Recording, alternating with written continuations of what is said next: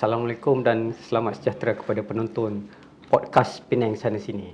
Okey, hari ini Selasa 28 Julai, kita bersiaran untuk pertama kalinya sebagai episod sulung dalam podcast ini bagi membincangkan dan mengupas lebih lanjut pelbagai inisiatif Kerajaan Negeri Pulau Pinang dalam kerangka visi Penang 2030. Okey, hari ini kita akan, kalau kita tengok, kita akan membuka topik dalam kerangka menangani isu kemampuan dan kepelbagaian perumahan. So, untuk tajuk kali ini adalah perumahan Pulau Pinang mampu milik atau mampu tengok. Okey. Kalau kita tengok berdasarkan data terkini, Pusat Maklumat Harta Tanah Negara atau NAPIC, baru saja keluar dan realitinya agak pahit lah kalau kita tengok untuk kita hadam. Kalau kita tengok data dia, sepanjang suku pertama tahun ni, jumlah orang membeli rumah jatuh mendadak sebanyak 8%. Orang kita dah mula gantung kunci. Kalau kita tengok sebab poket makin sempit. Tapi yang pelik, nilai jualan tetap cecah RM51 bilion. Dan kenapa perkara ni atau fenomena ini masih tetap berlaku? Dan sebab harga rumah tak mahu turun, malah harga purata rumah di Malaysia sekarang dah mencecah lebih RM500,000 seunit. Naik hampir 2% terutamanya untuk rumah teres. Tetapi sebenarnya kita di sini bukan untuk mencari salah siapa. Sebaliknya untuk membedah pencapaian Kerajaan Negeri Pulau Pinang sempena 8 tahun pelancaran Penang 2030. Okey, sejauh mana isu ini wujud di Pulau Pinang, kita ada tetamu khas untuk berkongsi naratif ini.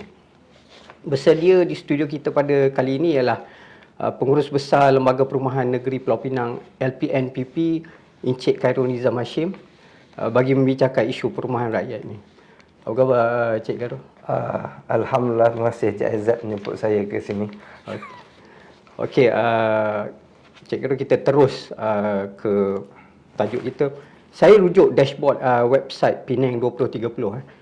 Sasaran pembekalan 220,000 unit rumah mampu milik atau RMM menjelang 2030 ni, angka 176,457 unit atau 80% yang dipaparkan atau pencapaian sekarang ini. Barangkali itu unit kediaman yang dah siap dibina atau bagaimana? Mungkin boleh Cik Khairul penjelaskan. Okey, pertama kalinya saya bagi pihak Lembaga Perumahan Negeri Pulau Pinang ucapkan ribuan terima kasih kepada Cik Aizat dan tim Penang Sana Sini yang telah menjemput kami untuk memberikan sedikit dan berkongsilah maklumat berkaitan dengan projek-projek perumahan dan usaha yang dijalankan oleh Lembaga Perumahan Negeri Pulau Pinang. Kalau kita rujuk pada soalan Cik Aizat tadi berkaitan dengan angka 176,457 unit rumah tadi itu yang telah dipaparkan dalam dashboard Penang 2030 adalah merujuk kepada jumlah keseluruhan perbekalan rumah mampu milik yang telah siap dibina, masih lagi dalam perancangan ataupun yang sedang dibina, dan bukanlah total physically rumah itu telah ada di atas tanah lah, tapi di dalam perancangan, sedang dibina dan juga yang telah siap dibina. Okey, dan ia adalah kumulatif, jumlahnya adalah kumulatif daripada 2018 sehinggalah sekarang. Dan sasaran 220,000 unit menjelang tahun 2030 tadi adalah seperti mana yang saya katakan, dia adalah kumulatif untuk kita memastikan bekalan perumahan mencukupi mengikut kadar pertumbuhan penduduk di negeri Pulau Pinang. Untuk makluman tuan-tuan juga, istilah rumah mampu milik yang kita gunakan selama ini dalam pentadbiran yang terbaru ini di bawah YABCM dan juga YBDS Datuk Seri Sundar Raju selaku Exco Perumahan, kita telah jenamakan semula daripada rumah mampu milik ini kepada rumah Mutiaraku. Ini bukan sekadar pertukaran nama tetapi juga mencerminkan pendekatan kerajaan negeri kepada rakyat supaya melihat rumah Mutiaraku ini bakal mampu dimiliki, yang turut menekankan aspek kualiti, keselesaan, reka bentuk dan identiti sebagai kediaman yang menjadi kebanggaan bagi rakyat Pulau Pinang itu sendiri. Okey, saya tertarik dengan penjelasan daripada Cik Khairul. Okey. Bagi suku pertama tahun ni, kalau kita tengok jumlah pembeli rumah negara secara keseluruhan, dia begitu merosot sehingga 8%. Tapi dengan melihat pembekalan rumah Mutiaraku lah, rumah mampu milik, iaitu rumah Mutiaraku di Pulau Pinang ni, dia ada menunjukkan trend meningkat pula. Adakah di negeri Pulau Pinang ni juga sedang menghadapi isu rumah tak terjual, atau bagaimana yang sebagaimana didedahkan oleh NEPIK, atau bagaimana fenomena atau situasi di Pulau Pinang? Okey, kalau kita ikut laporan NEPIK, ia adalah berkaitan dengan isu overhang. Situasi di Pulau Pinang ini adalah berbezalah dengan gambaran di peringkat nasional. NEPIK membuat ulasan berdasarkan produk perumahan di seluruh negara. Tetapi kalau di Pulau Pinang, kalau kita lihat permintaan terhadap rumah RMKU ni, rumah Mutiaraku ni masih lagi tinggi, dengan permohonan yang masih aktif dalam sistem kami di bawah Lembaga Perumahan Negeri Pulau Pinang, itu sistem PG Home, adalah sebanyak 3,408 orang pemohon yang aktif. Namun terdapat beberapa projek yang mengambil masa untuk dijual atau ditawarkan, dan ini lazimnya berpunca daripada lokasi projek tersebut, kelayakan pembeli, dan juga kemampuan pembeli, dan bukannya ia totally sepenuhnya bergantung pada permintaan. Sebagai contohlah yang saya boleh katakan, sebanyak lebih kurang 31,313 permohonan yang telah menolak tawaran kita disebabkan mungkin tidak kena dengan lokasi yang dia nak, dan juga tidak berada dalam kemampuan unit rumah yang dia mohon itulah. Maksudnya katakanlah ada pemohon yang dia mencari rumah RMKU jenis A 42,000 di daerah Timur Laut. Memang kalau kita lihat sekarang pun di daerah Timur Laut ni tanah dia memang dah cukup tinggi. Jadi kalau kita suruh pemaju untuk membuat RMKU A sekalipun di sini, saya rasa sukar untuk pemaju untuk membuat RMKU A di sinilah, di DTL. Jadi kita sebagai pemohon juga kita kena lihat di mana kawasan-kawasan yang bersesuaian dengan kemampuan kita lah untuk kita membeli rumah RMKU tadi. Okey, sekejap. Saya nak tarik balik tadi yang apa yang dikatakan oleh Cik Khairul tadi. Maksudnya mereka ni, data nama mereka sudah ada, tetapi mereka menolak hanya disebabkan atau lokasi tidak sesuai dengan mereka lah. Okay. Itu antara faktor. Salah satu faktornya begitulah. Kita katalah kita offer, katalah kita buat tawaran bukan saja DTL. Katalah kita mereka mungkin tinggal bekerja di DTL, tapi dia mungkin berasal daripada katalah seberang Perai Tengah. Dan mungkin nak cari rumah di DTL sebabkan dia punya pekerjaan adalah berada di kawasan Timur Laut. Jadi bila kita offer di seberang Perai Tengah, kadang-kadang ada yang tidak bersetuju sebab mereka seboleh mungkin ingin dapatkan kebanyakan lah, yang boleh saya katakan kebanyakannya ingin dapat rumah kediaman yang berdekatan dengan tempat bekerja. Salah satu isu lah. Dan juga ada juga dia punya dari segi kewangan lah. Maksudnya apabila dia memohon RMKU tertentu tetapi pemohon tadi tidak layak. Sebab kita RMKU ni kita ada daripada A, B, C dan D lah. Kita ada pecahan dan kita ada syarat-syarat untuk mereka memohon mengikut kelayakan masing-masing. Jadi kita akan bertindak seadil yang mungkin supaya mereka yang berkelayakan saja yang seharusnya mendapat rumah RMKU tersebutlah. Mungkin saya boleh katakan kalau katalah gajinya adalah 4,000 household satu rumah, tetapi pemohon ingin memiliki RMKUA yang harganya 42,000, iaitu kita hadkan 2,500. Jadi tidak adil lah kalau kita membenarkan mereka tersebut mendapat RMKUA sedangkan kelayakan dia boleh kepada RMKUB. Jadi itu juga salah satu faktor lah. Jadi kita kena lihat keseluruhannya lah secara menyeluruh. Tapi tadi kita Cik Khairul ada cakap pasal isu overhang itu apa semua kan. So punca dia sebalik isu overhang ni, adakah termasuk juga bank tolak permohonan pinjaman perumahan atau salah padan antara cita rasa yalah tadi pembeli dengan obsesi pemaju tu, atau sebab tiada sistem sokongan lain untuk yang mereka yang belum ada unit kediaman seperti ni, kediaman selesa? Okey. Kalau overhang ni biasanya produk ni akan dijual oleh developer lah. Okey. Dan dia bagi saya mana-mana syarikat developer pun apabila berada di dalam satu kawasan nak membuat satu produk perumahan dan mereka sudah tentunya lah mereka telah buat kajian yang terperinci. Siapakah atau adakah kawasan tersebut akan dapat dijual, unit-unit tersebut akan dapat dijual.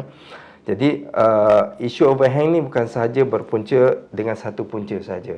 Dia ada banyak punca yang menyebabkan isu-isu overhang ini kita lihat banyak rumah yang tidak terjual. Antara juga faktornya adalah apabila pemohon tadi tidak melepasi syarat-syarat bagi institusi kewangan komersial untuk memiliki rumah-rumah tersebut. Okey. So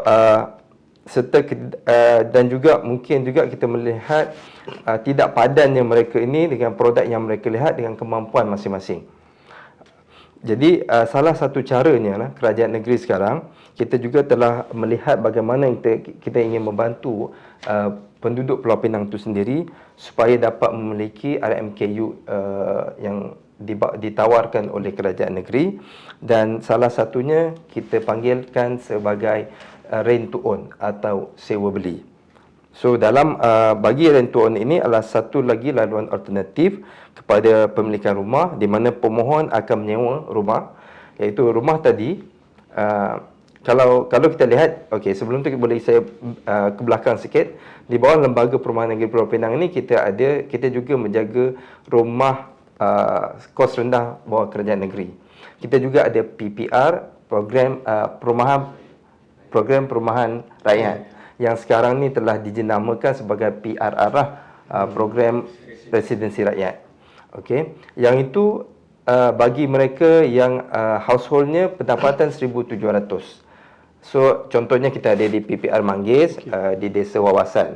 Maksudnya 1,700 dia duduk di situ dan sewa. Sewa pun lebih kurang dalam 150 hingga 200, dan selamanya duduk di situ adalah sewa. Okey.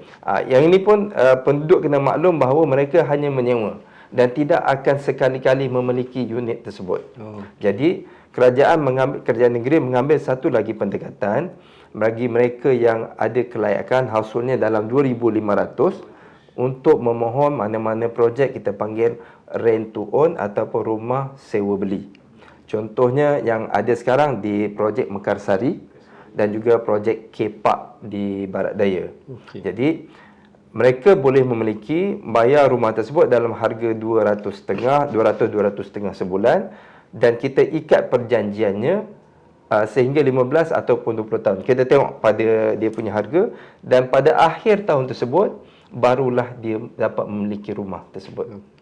Kalau selamanya dalam tempoh tu masih lagi milik kerajaan negeri yang akan disediakan oleh lembaga, tetapi pada akhir tahun tersebut barulah kita akan bagi tukar milik kepada pemohonnya tadi yang berada di dalam program RTO. Maksudnya kita boleh cakapkan mereka ni ada potensi untuk mengubah, maksudnya mereka dah duduk di PPR, kata mereka ingin memiliki perumahan mereka sendiri. Di bawah kerajaan negeri, mereka ada potensi, ada peluang untuk ubahlah dari segi pendapatan mereka tu. Kalau semakin meningkat, kalau bekerja tu, betul, tu mereka berpeluang. Kalau sebelum ni dia duduk PPR atau PRR, gaji household 1,700, dia hanya menyewa, tak akan memiliki rumah. Kemudian bila dah, biasanya insya-Allah selepas 5 tahun akan ada peningkatan pendapatan. So dia boleh mohon pada skim RTO kita lah. RTO, dan dia akan memiliki rumah tersebut setelah habis tempoh agreement dia dengan kerajaan negeri. Okey Don. Kita cuba pandang ke negeri jiran lah. Kalau tak sah kalau kita tak pergi ke negeri jiran di Singapura ni.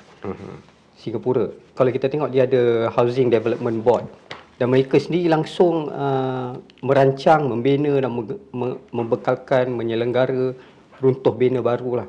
Dan unit kediaman strata ni dibina sejak dari tahun 1960-an. Nah, kalau kita tengok pun transaksi melalui HDB ni tanpa bergantung pada pergerakan pasaran bebas. Maksudnya untuk membeli tanah, membeli rumah yang lebih selesa, jika ada rumah mesti lepaskan kepada HDB kembalilah, dan agensi pemerintah itu bukan sebagai pihak pengantara atau mediator antara pemaju perumahan dan rakyat yang nak beli rumah.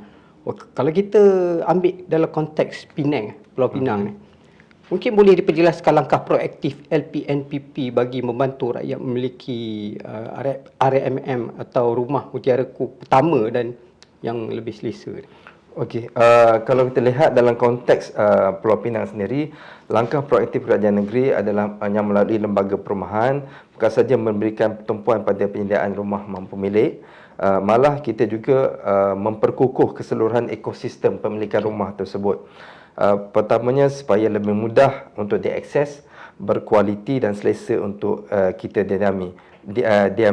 Antara langkah proaktif yang dilaksanakan adalah termasuk kita memperluaskan penawaran projek rumah mutiaraku tadi di lokasi-lokasi strategik dengan menetapkan piawaian pembangunan yang lebih baik dari segi keluasan. Kalau sebelum ni, kalau kita lihat mungkin 450 kaki persegi, sekarang ni minimum adalah 650 kaki persegi. Okey, dan kita juga reka bentuk dan kemudian asas. Maksudnya sekarang kita dah menetapkan reka bentuk yang lebih sesuai pada sekarang, dengan kemudian asas katalah kalau perumahan tadi adalah dewan serbaguna, adalah dia punya taman permainan. Jadi kalau dulu sebelum ni yang macam saya kata 450 kaki persegi mungkin satu bilik atau dua bilik. Betul. Sekarang kita minimum satu rumah mesti ada 3 bilik. Jadi kita upgrade lah. Jadi benda-benda ni, perkara-perkara ni pun kita kena lihat secara objektif, bahawa dengan keluasan yang diberi, dengan kenaikan harga tanah yang kita kena akui lah, kenaikan tanah yang semakin meningkat, maka dia memang sememangnya akan memberikan kos kepada setiap pembeli. Mungkin saya boleh berkongsi sedikit. Kalau kita lihat, sebenarnya kita cukup bersyukur berada di negeri Pulau Pinang kerana masih lagi diselaras oleh kerajaan negeri bagi RMKUA yang 42,000 itu. Sebenarnya kalau kita pergi di luar, harga sebenarnya adalah dalam 150 sehingga 180,000. Jadi jarak tu, dia punya beza tu pun dah terlalu besar sebenarnya, di mana kerajaan negeri dah sangat-sangat membantulah. Jadi kalau kita pergi pada RMKUB yang 72,500, mungkin harga seunit mungkin 250,000 kalau kita beli di luar, kan. Jadi kita sudah terlalu bersyukur sebagai seorang rakyat Pulau Pinang di sini. Okey, selain itu juga di peringkat lembaga negeri Pulau Pinang juga kita sentiasa meningkatkanlah usaha kita untuk mendekati rakyat. Kita juga sentiasa memastikan proses digitalisasi untuk rakyat memohon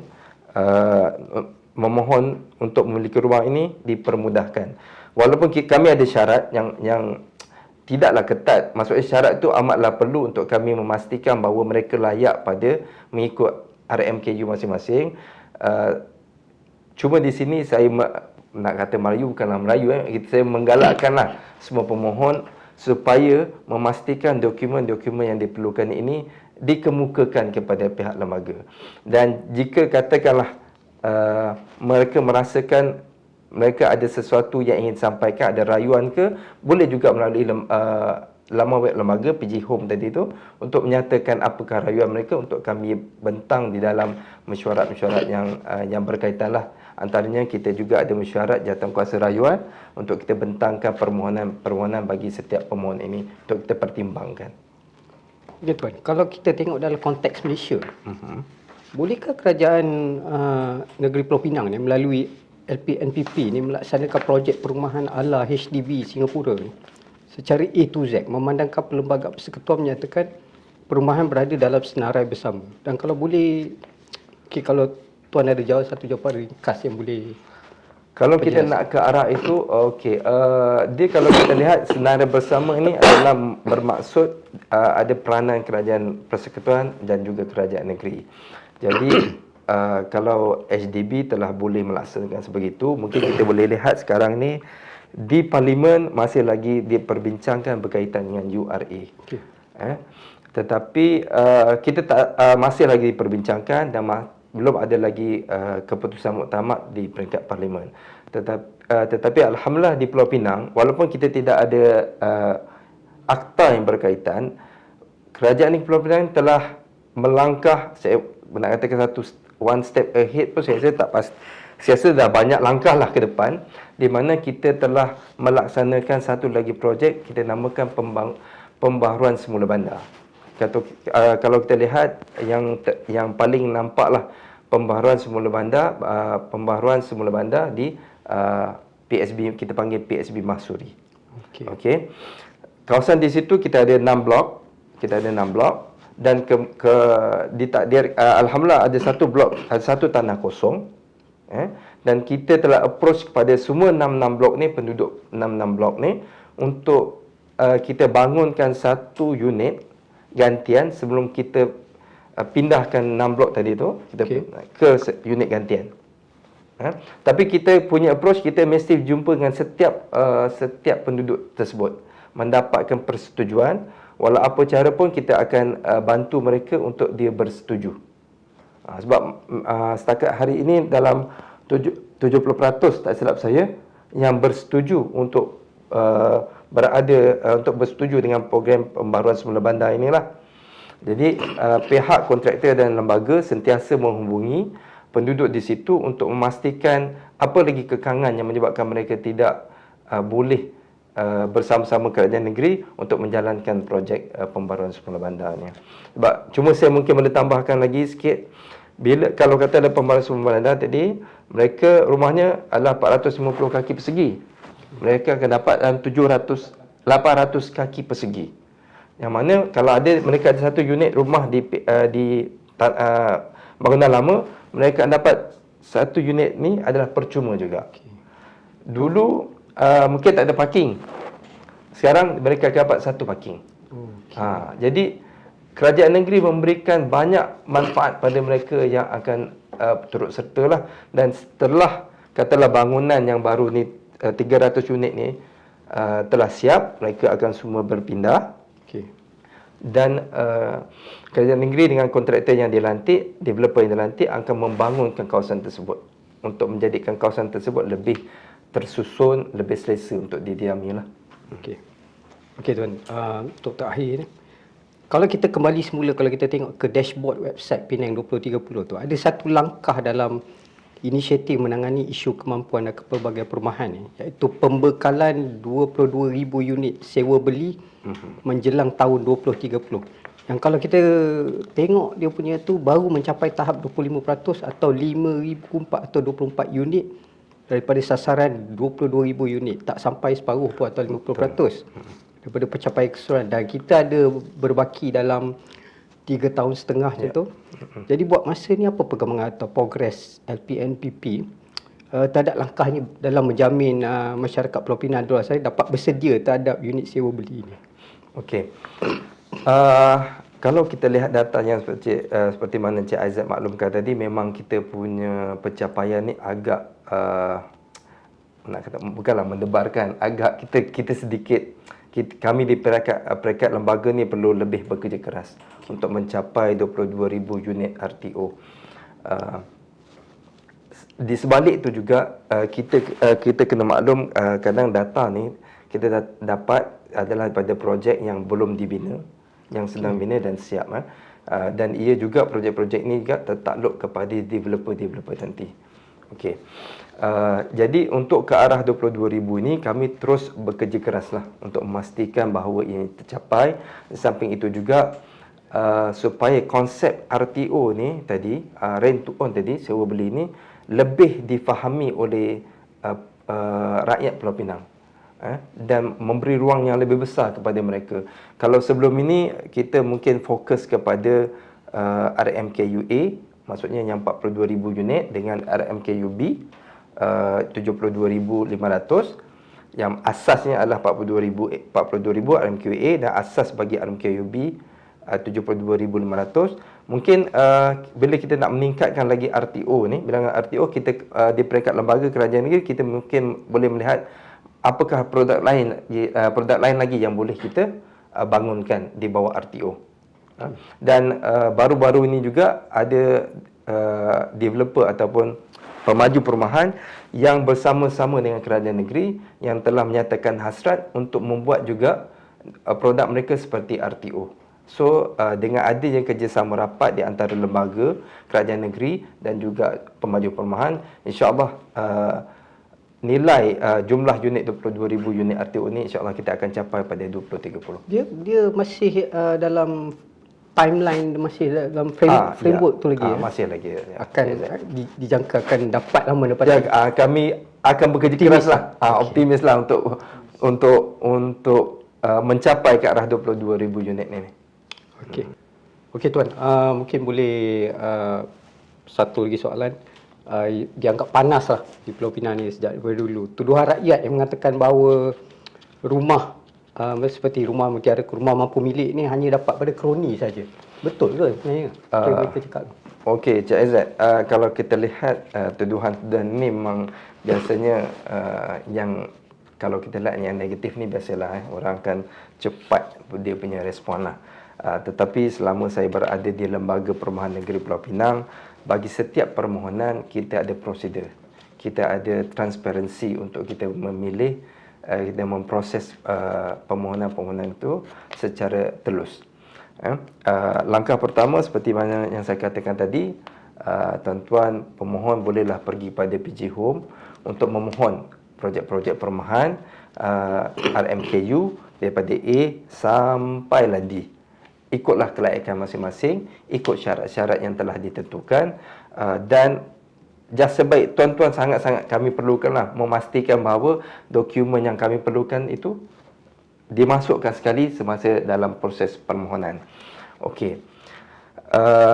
Selepas permohonan tersebut telah dah dihantar kepada pihak lembaga, kami akan proses dan kita akan lihat mana yang layak, mana yang tak layak. Dan kami juga di PG Home juga ada satu ruang untuk tuan-tuan membuat aduan ataupun membuat rayuan. Okey, platform rayuan dan aduan ni pun kami akan bawa ke dalam satu lagi platform mesyuarat jawatankuasa rayuan untuk kita lihat. Sebab kadang-kadang ada individu gaji dia mungkin katalah untuk RMKUA household dia 2,500 kan. Mungkin pendapatan dia katalah 2,800. Dan kemudian kita lihat dia punya family mungkin anak ada 3 orang. Dan mungkin salah seorang pula adalah mereka yang anak istimewa. Jadi perkara-perkara ini juga kita akan ambil, kita akan dapatkan detail, kita akan pertimbangkan untuk dia dipertimbangkan kepada RMKUA tadi. Okey. Ada juga kes-kes di mana walaupun dia adalah masih lagi single atau apa, single tidak berkahwin, bujang, kan? So kita punya syarat dia kepala kahwin, kan? Jadi mungkin dia bujang, tapi bujang pun mungkin kenapa kita kena lihat juga, mungkin dia terpaksa menjaga kedua ibu bapa dia, ataupun kedua ibu bapa pula adalah mereka yang tidak sihat. Jadi dokumen-dokumen tersebut bolehlah dikemukakan kepada pihak lembaga untuk kita pertimbangkan. Sebab kita masih ada lagi ruang untuk melihat. Dan bagi saya untuk nyatakan bahawa kroni-kroni ini adalah tidak benar semata-mata. Sebab kita memang habis baiklah kita buat proses ini secara telus. Kita lihat satu persatu, case by case, untuk kita bantu rakyat Pulau Pinang ini memiliki rumah mampu milik bagi setiap orang di Pulau Pinang ini. Okey, podcast kita sampai di sini saja. Saya pulangkan kepada sekalian penonton untuk memberi komentar berhubung topik kita pada hari ini. Terima kasih kepada Pengurus Besar LPNPP Encik Khairuniza Hashim sebagai tetamu sulung kita untuk episod kali ini. Jangan lupa share rancangan ini di platform media sosial anda. Sekian.